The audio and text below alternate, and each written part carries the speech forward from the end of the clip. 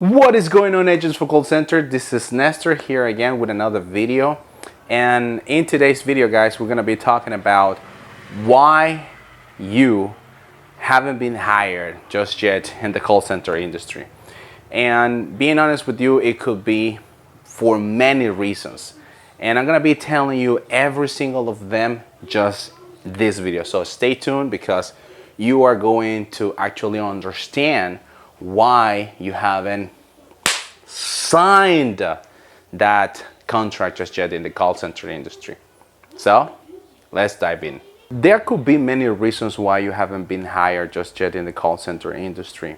And when I actually do some calibration, when I go into meetings with the human resources from the call centers, they normally tell you that the number one thing is pretty much pronunciation and ed with the verbs in past. At this level, you might already know that there are two types of verbs. We have regular verbs and also we have irregular verbs. And you might know already that with the regular verbs, there's not much to do. What you need to do is to memorize them by heart in order for you to make sure to use what's the past participle, and when to use the base form of the verb. But when it comes to regular verbs, I'm talking about those ones that end with ed, you know that pronunciation changes. It might change with t or d or id. And sometimes when recruiters ask you questions like, what did you do yesterday? What did you do last week? What did you do last month or even last year? They are pretty much checking your pronunciation. They just want to check how good your pronunciation is when you speak in past, and that's the reason why they ask you this type of questions. Another thing where you might be pretty much, screwing up is when you are talking in third person. For example, if they ask you questions like, what is your normal routine? You know that it's talking about you. But if the recruiter asks you questions like, what does your mother do? Or what does your father do? Or can you please tell me a daily routine of a family member? You need to make sure that you use third person as the principal subject in your story. Meaning that, well, that's Nicaragua, right? So just keep in mind that questions like, what does your mother do? What does your father do? You need to use the verb in third person, meaning that you need to add either s or es at the end of those verbs and make that emphasis so they can actually understand or they can listen to your pronunciation and you can pass that part of the interview. And my observation for all of you that are trying to look for a job in a call center is, guys, do your best and try to practice second conditional and third conditional. The main reason why I'm telling you this is because sometimes when you ask this question to possible applicants, they don't know what tense to use. And they end up saying things that they shouldn't be saying. For example, questions like, if you were the president of your country, what things would you do for your country in order for you to improve your country? Questions like, if you didn't get the job today, what would you do about it? Another question you might face using second conditional would be, tell me what would you do if you were rich? Now, a typical question that you might face at a job interview are questions like, how would you make a pizza? Or how would you make a sandwich? Or how would you prepare your favorite recipe? So I'm telling you these questions because you need to give instruction. Another thing that you might face is that a typical scenario like, how would you install or uninstall an application? And when I'm talking about third conditional, I'm talking about precisely those moments in the past that you cannot change, but sometimes the recruiter might ask you, what would you have done differently in that particular moment? Let me give you an example. If the recruiter asks you questions like, how do you handle stress?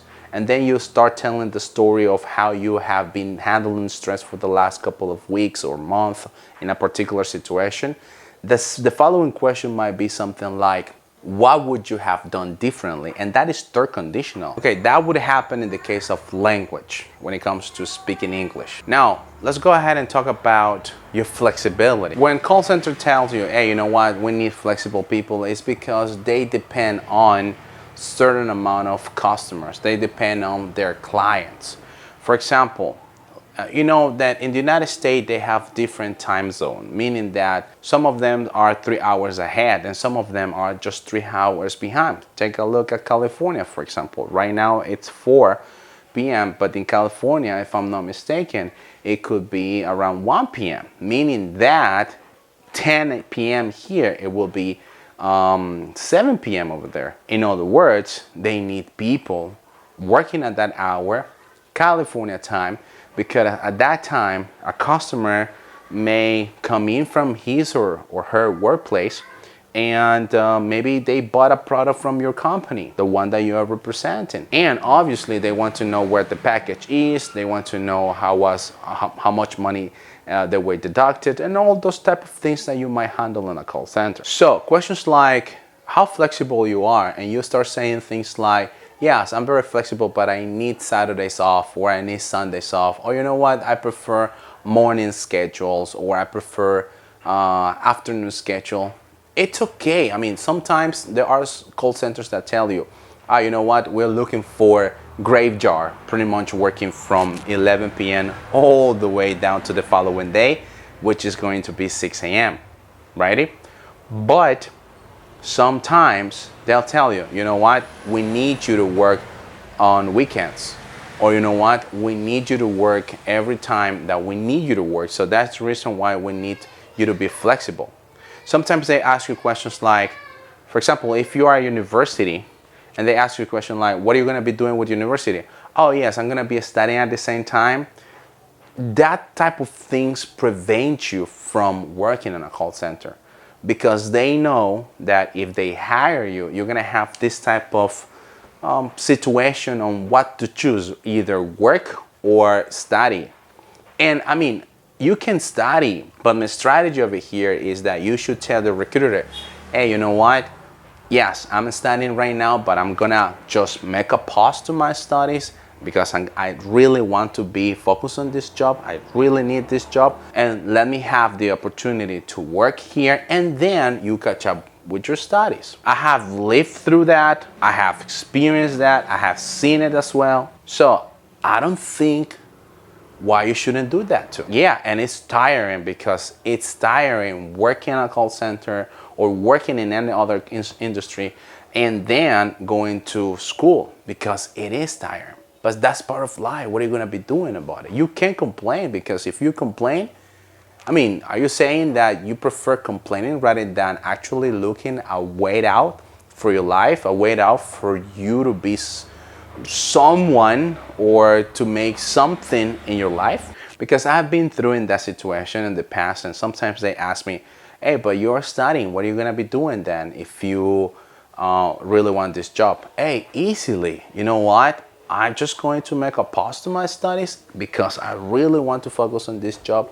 I really want to work for this company. I really want to work at this campaign because the benefits, the perks, because the great opportunities that you guys offering, and voila. I'm pretty sure the recruiter will listen to you and will give a positive feedback for that question. Something else that might happen in the moment of the job interview is that maybe you just show up over there without any idea what to say. For example, questions like, what are your strengths? What are your weaknesses? Why you want to work here? What do you know about us? Why should we hire you? Those type of questions, sometimes they might seem really difficult to answer, but quite honest with you, if you get ready, if you prepare yourself before going to that job interview, I guarantee you, you will feel confident, you will have enough vocabulary, you will know what to answer, you will know what to say at every single point in that process of your job interview. The key right here is for you to get ready for that process. Listen, there are pretty much 5 steps in the process of a call center interview. Number 1 is going to be submitting your resume. Number 2 will be the initial call with the recruiter, making sure that you have at least the proper pronunciation. Questions like, tell me about yourself. Questions like, where do you live? Questions like, can you please visit us and come over tomorrow or the following day or the next week? Something like that, making sure that you have the basic English level so they can go ahead and start doing the tests, the English test, or the English evaluations with you. Then you're gonna have a grammar. So remember that in English we only have 12 tenses. So if you have problem with tenses, go back and review the tenses. There are only 12. Just imagine for a second that you feel like really confident, but the problem is grammar. You have 12 days, a tense per day. So 12 days, once you have covered those parts in the tense, you go the following day. The 13th day, you go to the call center and apply. Just for the records, I'm going to be opening another course. This is gonna be Sundays. And if you really want to participate and get ready for your next job interview at a call center, just let me know in the comments down below and I will send you all the information. And finally, something else that is gonna be in the process of the next job interview at a call center is your OM interview, meaning the role play. So it's pretty much acting up what would you do in a case of sell me this pen if you're going to a sales campaign. What would you do in the case of, you know what, my package has been lost in transit, I don't know what to do, if you're going to a customer service campaign. Or what would you do in the case of, you know what, I need you to cancel this product, or I need you to cancel this service, I don't need it any longer, on behalf of the customer. And you as a customer representative, what would you do in that case? And that would be retentions. So it could be sales, it could be customer service, it could be retentions, it could be technical support. For example, the customer calls in and the customer has a problem with his or her computer, a recent computer they bought. They're asking instructions in order for you to help them to make sure they have the computer up and running. And pretty much based on that mocking call, based on the role play, based on how you answer the questions to the OM, he is going to be the guy who is going to give you the job. He is going to be the guy that's going to tell you, hey, you know what? This is a examination test. This is an exam lab. I want you to run a couple of analysis, and then in a couple of days, we're going to be calling you depending on the results of your medical checkup. And believe it or not, sometimes your attitude matters, and sometimes refrains you from being hired. For example, if you are the type of person that comes to a job interview like, you know, willing to listen, willing to learn, willing to actually get feedback and put it into practice, definitely you're gonna be seeing a well candidate for that position. Why? Because they know that we are not perfect. They know that even though we are humans, we are gonna be making mistakes, righty? So with that being said, it's not possible for them to work with a person that you can tell them, hey, I need you to do this instead of that, or I need you to change this part of your speech instead of what you're saying right now.